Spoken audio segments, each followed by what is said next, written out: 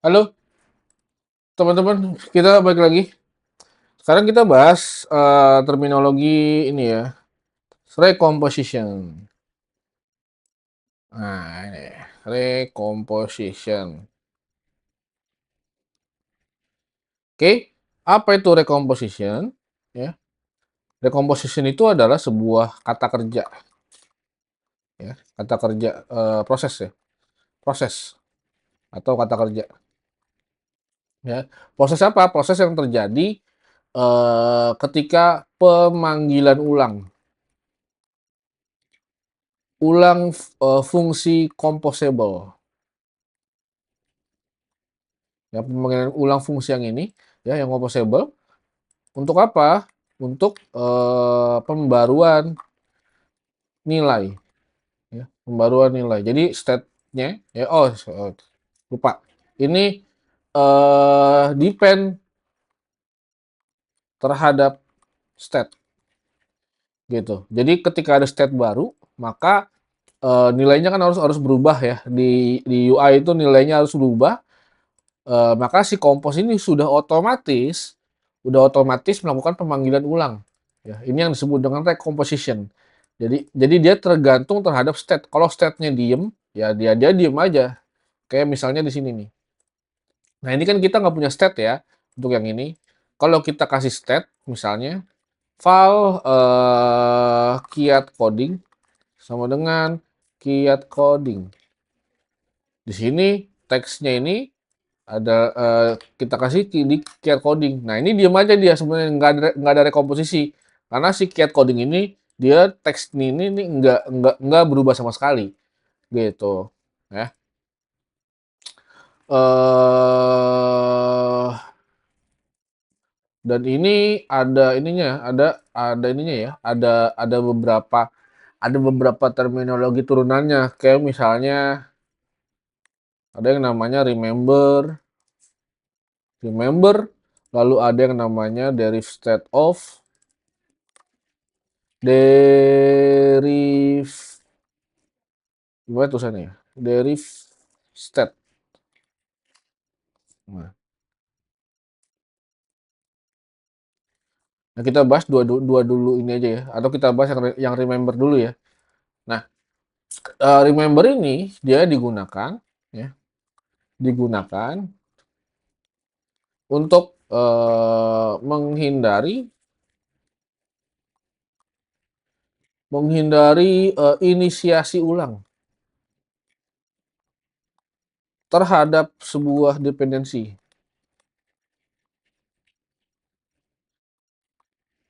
saat rekomposisi berlangsung. Position berlangsung. Nah, dia digunakan untuk menghindari inisiasi ulang saat ini nanti jadi ya. Saat rekomposisi berlangsung. Artinya apa? Artinya kalau kita lihat di sini di fungsi ini, kiat coding misalkan, lalu kemudian ada fungsi satu lagi namanya apa ya? Counter sama dengan 0 misalnya. Lalu di sini ada button. Oh, kita pasangin dulu deh. Pasang lewat kolom ya. Kolom. Kolom. Jadi dia ngatur ngatur ini ya, ngatur child-nya atau ngatur anak-anaknya ini turun ke bawah gitu. Kolom, lalu kemudian sini ada button misalkan on click ketika diklik maka dia harus ada action counter plus 1. Ini kita kasih teks di sini. Di konten dari buttonnya, teksnya adalah counter misalkan. Nah, kalau teman-teman lihat di sini, ini nggak ada fungsi remember, otomatis dia bakal keinisiasi lagi, ya.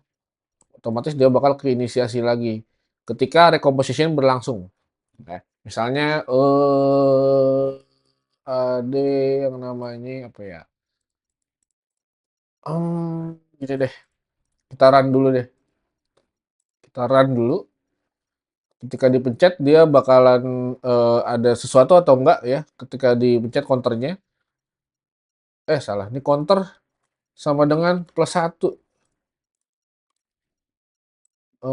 Counter plus 1 gitu.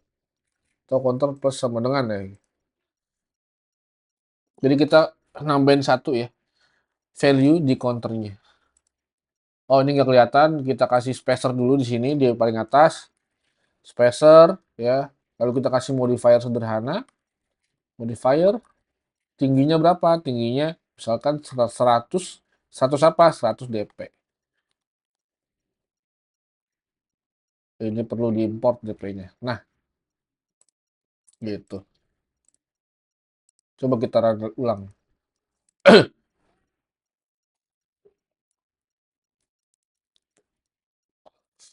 Nah, kalau kita pencet, nah dia nggak akan ada apa-apa nih. Nggak akan ada apa-apa. Sorry, ini belum kita pasang di teks ini. Teks counter to string. Ya, nggak kelihatan dong jadi counternya ya. Atau kita print di sini, print line updated counter counter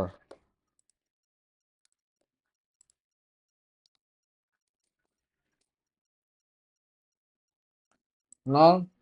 Nah, dia tetap 0 ya, karena nggak ada apa?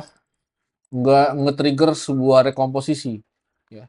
Nggak nge-trigger recomposition walaupun ini udah ditambahin.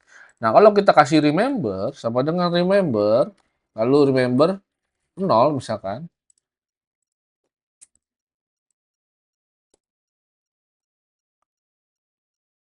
kita lihat apa yang terjadi.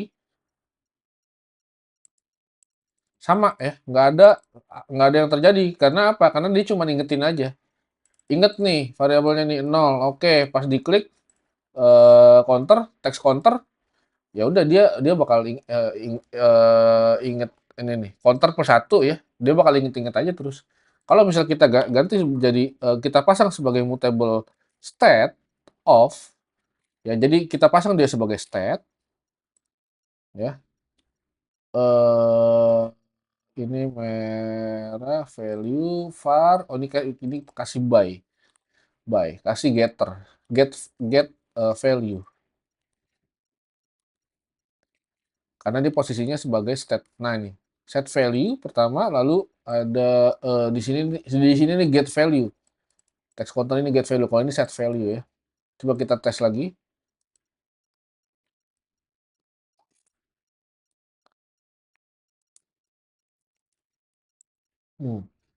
Baru berubah ya, tuh lihat tuh.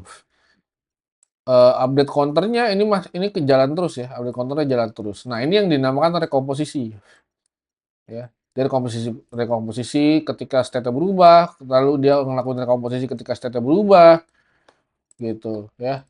Tuh 5, 6, 7 gitu. Dan ini menggunakan remember. Jadi dia ngasih tahu apa? Ngasih tahu kalau ini harus ada yang diinget nih. Apa yang diinget? Apa yang disimpan ketika rekomposisi, yaitu state-nya.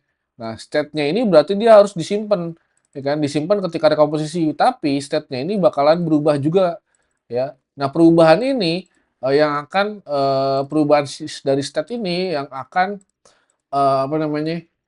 Yang akan men-trigger value gitu. Nah, balik lagi ke remember, kalau misalnya kita bikin sebuah kelas misalnya, kelas apa ya? Kita udah punya apa? Di view model ini ada yang namanya, oh kita bikin kelas ini deh, kelas simple aja, kita bikin kelas simple di bawah aja, ya, kita rapihin, atau di atas aja deh, ya. Kelas misalkan simple ya, namanya juga kelas simple. Lalu kita kasih init block. Jadi init block ini berjalan ketika kelasnya itu diinisiasi sesuai namanya. Ya, kita pasang print line di sini. Eh Simple initialis. Nah, kemudian kita pasang di sini. File simple sama dengan simple. Nah, ya coba kita lihat dia bakal ke inisiasi apa enggak? Dia bakal ikut ke rekomposisi atau enggak ya. Simple initialize. Nah, dia ke rekomposisi. Lalu ketika di counter ketika sebuah rekomposisi itu dilakukan, mencet counter ya. Tuh, kita lihat tuh di situ di lognya ini ya. Dia akan terus menginisiasi. Ya, si simple ini bakal bakal terus diinitialize. Kenapa? Karena fungsi main screen yang fungsi composable ini dia akan terus kepanggil gitu karena dia melakukan sebuah rekomposisi gitu. Tuh, dia bakal kepanggil terus ya. Nah, kalau kita kasih remember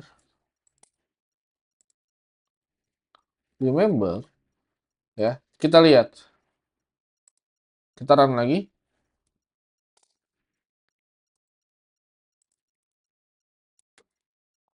Oke, ini sampel initialize ya di lognya ini. Oke. Counter, counter, counter, counter, counter, counter. Nah, dia nggak ke inisialisasi. Gitu kan? Gitu ya. Aman ya, dia nggak ke inisialisasi.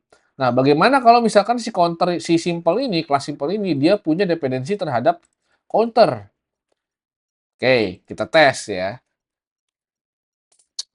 Private misalnya file counter. Ini integer ya. Kemudian di sini sample initialize counter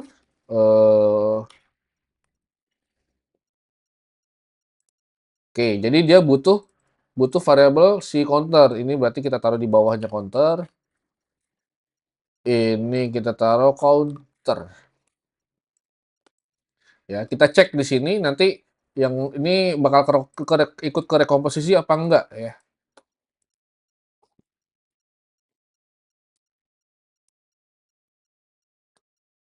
Simple counter ya, simple initialize counter 0. Nah, dia nggak ikut ke rekomposisi ya, nggak ikut ke rekomposisi gitu. Coba kita ambil nilai yang sekarang di counter ya. Kita bikin ini fun get current counter. Kita print aja di sini, print line simple counter. Ini kita ke counter. Nah, triggernya itu berarti kita pasang button lagi di sini. Button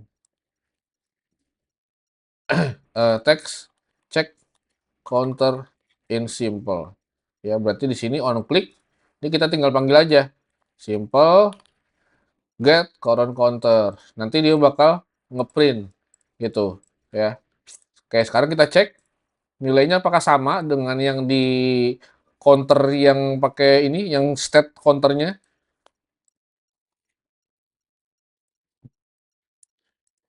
Cek counter 0 ya, cek counter 0.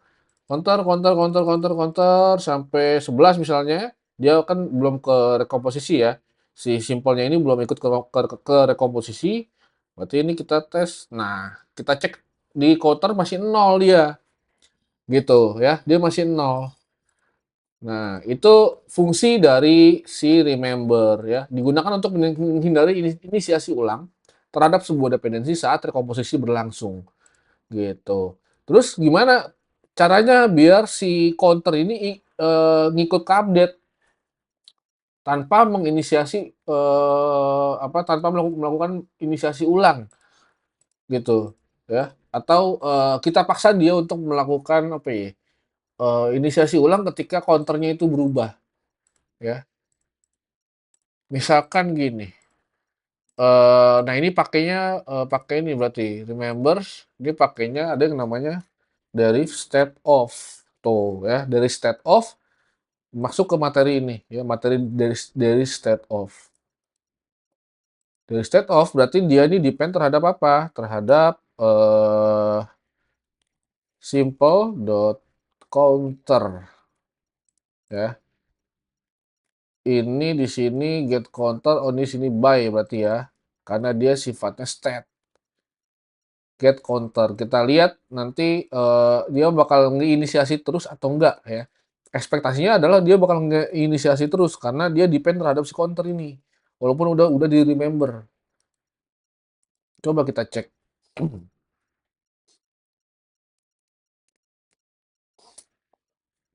Counter, counter, counter. Oh kok dia nggak ngeinisiasi. Nah, Oh, ini 6 ya, masih, udah 6 nih ketika dia akan diinisiasi ketika dibutuhin ya, ketika get current counter ya, get current counter dia menginisiasi ulang, kelas simpelnya. Karena apa? Karena kelas simpel ini dia ngebutuhin counter.